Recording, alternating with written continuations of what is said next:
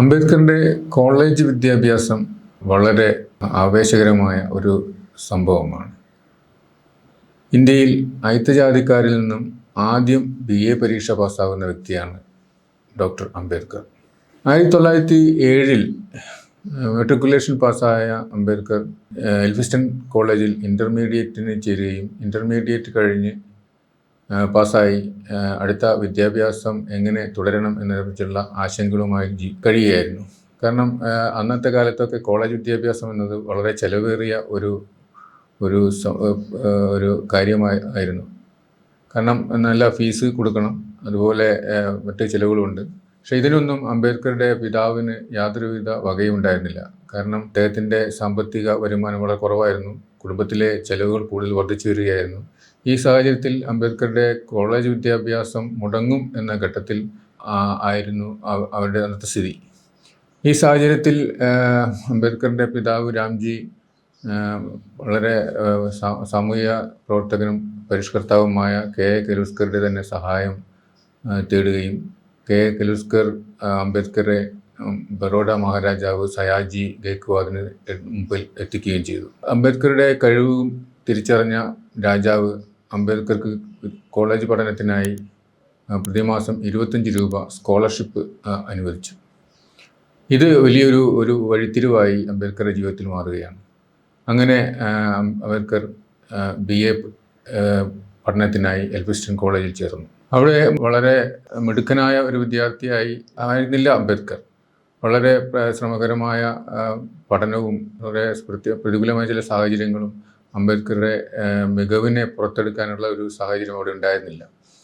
അവിടുത്തെ പഠന സാഹചര്യത്തെക്കുറിച്ച് അംബേദ്കർ പിന്നീട് വളരെ വർഷങ്ങൾക്ക് ശേഷം വളരെ അനുസ്മരിക്കുന്നുണ്ട്. അദ്ദേഹം അത്ര സന്തോഷകരമായ ഒരു ജീവിതമായിരുന്നില്ല കോളേജിൽ അദ്ദേഹത്തിനുണ്ടായിരുന്നതെന്നാണ് അദ്ദേഹം പിന്നീട് അനുസ്മരിക്കുന്നത്. കോളേജിലെ BA പരീക്ഷാ സമയത്ത് അദ്ദേഹം പേർഷ്യനിലും ഇംഗ്ലീഷിലും പാസ്സാവുകയും എന്നാൽ മാത്തമാറ്റിക്സിൽ പരാജയപ്പെടുകയും ചെയ്തു. ഒരു വർഷം അങ്ങനെ വീണ്ടും പഠനത്തിന് വേണ്ടി ചിലവഴിച്ചു. 1912 അദ്ദേഹം BA പരീക്ഷ പാസ്സായി. ബറോഡ മഹാരാജ് അംബേദ്കർക്ക് അനുവദിച്ച സ്കോളർഷിപ്പിലെ ഒരു വ്യവസ്ഥ പഠനശേഷം ബറോഡ സർവീസിൽ ജോലി ചെയ്യണം എന്നുള്ളതായിരുന്നു. BA പരീക്ഷ പാസ്സായ അംബേദ്കർ അധികം താമസിയാതെ ബറോഡ രാജ്യത്ത് സേവനമനുഷ്ഠിക്കാൻ ബറോഡയിലേക്ക് പോയി. ഈ സമയത്ത് അംബേദ്കറിൻ്റെ പിതാവ് വളരെ രോഗശൈലിയിലായിരുന്നു. മകൻ തന്നെ വിട്ട് ദൂരെ സ്ഥലത്ത് ജോലിക്ക് പോകുന്നതിൽ അദ്ദേഹത്തിന് വളരെ പ്രയാസമുണ്ടായിരുന്നു. എങ്കിലും രാജാവുമായുള്ള കരാറിൻ്റെ വ്യവസ്ഥ പ്രകാരം ബറോഡയിൽ സേവനമനുഷ്ഠിക്കാൻ അംബേദ്കർ ബറോഡയിലേക്ക് പോവുകയാണ് ചെയ്യുന്നത്. അവിടെ ബറോഡ സർക്കാരിൽ സൈന്യത്തിലെ ഒരു ലെഫ്റ്റനൻ്റായിട്ടാണ് അദ്ദേഹം അവിടെ ജോലിക്ക് പ്രവേശിക്കുന്നത്. ബറോഡയിലെത്തിയ അംബേദ്കർ ആര്യ സമാജത്തിൻ്റെ വകയുള്ള ഒരു സത്രത്തിൽ താമസിക്കുകയും അയിത്തജാതിക്കാരുടെ കോളനിയിൽ പോയി ഭക്ഷണം കഴിക്കുകയും അവിടുത്തെ ഒരു സേവനകാലം അങ്ങനെ തുടങ്ങി വയ്ക്കുകയും ചെയ്തു. ഒരു മാസത്തോളം അദ്ദേഹം ജോലി ചെയ്തപ്പോൾ നാട്ടിൽ നിന്ന് അച്ഛൻ്റെ വളരെ ഗുരുതരമായ രോഗാവസ്ഥയെക്കുറിച്ചുള്ള അറിയിപ്പ് കിട്ടുകയും അദ്ദേഹം നാട്ടിലേക്ക് മടങ്ങുകയും ചെയ്യുകയാണ്. ഈ മടക്കയാത്രയിൽ സൂറത്ത് റെയിൽവേ സ്റ്റേഷനിൽ അംബേദ്കർ ഇറങ്ങി. അവിടെ വെച്ച് പിതാവിന് കുറച്ച് മധുരപലഹാരങ്ങളും മറ്റും വാങ്ങാൻ വേണ്ടി അദ്ദേഹം പുറത്തുപോയി. തിരിച്ചു വന്നപ്പോഴേക്കും അദ്ദേഹത്തിൻ്റെ ട്രെയിൻ വിട്ടുപോയിരുന്നു. പിന്നീട് വളരെ വൈകിയാണ് അദ്ദേഹം ബോംബെയിലെത്തുന്നത്. ബോംബെയിലെത്തിയപ്പോഴത്തെ സ്ഥിതി എന്ന് പറയുന്നത് വളരെ ദുഃഖപരമായിരുന്നു. പിതാവ് മരണശൈലിയിലാണ്. ഏത് നിമിഷവും അദ്ദേഹം മരണപ്പെടും. എങ്കിലും അംബേദ്കറുടെ പ്രിയപ്പെട്ട മകൻ്റെ വരവ് ആ പിതാവിൽ ഒരു ജീവൻ്റെ ചില പ്രകാശം ഉണ്ടാകുകയും അദ്ദേഹം മകനെ കണ്ട് സന്തോഷത്തിൽ അധികം താമസിക്കാതെ മരണമടയുകയും ചെയ്തു. ഇത് ഒരു ജീവിതത്തിലെ ഒരു വലിയ വലിയ ദുരന്തമായിട്ടാണ്, ദുഃഖപൂർണമായ ഒരു അനുഭവമായിട്ടാണ് അംബേദ്കർ പിന്നീട് കാണുന്നത്. കാരണം അദ്ദേഹത്തിൻ്റെ വിദ്യാഭ്യാസ കാലത്ത് ഏറ്റവും കൂടുതൽ പ്രയാസം അനുഭവിച്ചത് സ്വന്തം പിതാവായിരുന്നു. അദ്ദേഹം പരീക്ഷാ സമയത്തൊക്കെ അംബേദ്കർ പഠിക്കുന്ന സമയത്ത് പിതാവ് തന്നെ ഉറക്കം വിളിച്ചിരുന്ന അംബേദ്കർക്ക് കാവലിരുന്ന സന്ദർഭങ്ങൾ അംബേദ്കർ പിന്നീട് ഓർമ്മിക്കുന്നുണ്ട്.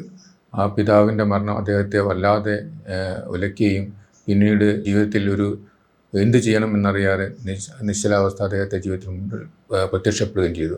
തിരിച്ച് ബറോഡയ്ക്ക് പോകാൻ അദ്ദേഹം ആഗ്രഹിച്ചില്ല.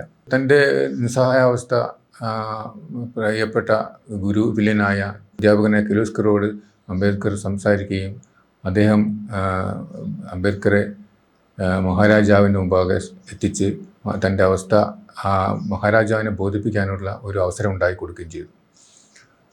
അംബേദ്കറുടെ മാനസികാവസ്ഥയും സാഹചര്യവും മനസ്സിലാക്കിയ മഹാരാജാവ് അംബേദ്കറോട് മഹാരാജാവ് ആ സമയത്ത് പ്രഖ്യാപിച്ച വിദേശ പഠനത്തിനുള്ള ഒരു സ്കോളർഷിപ്പിന് അപേക്ഷ കൊടുക്കാൻ അംബേദ്കറോട് ആവശ്യപ്പെട്ടു. മിടുക്കരായ വിദ്യാർത്ഥികളെ വിദേശ സർവകലാശാലയിൽ പോയി പഠിക്കാനുള്ള അവസരം നൽകുന്ന ഒരു സ്കോളർഷിപ്പ് പദ്ധതിയായിരുന്നു അത്. ആ സ്കോളർഷിപ്പിന് അപേക്ഷ കൊടുത്ത അംബേദ്കർക്ക് അംബേദ്കറെ അതിൽ തിരഞ്ഞെടുക്കുകയും വിദേശത്ത് പോകാനുള്ള ഒരവസരം അദ്ദേഹത്തിന് ലഭിക്കുകയും ചെയ്തു.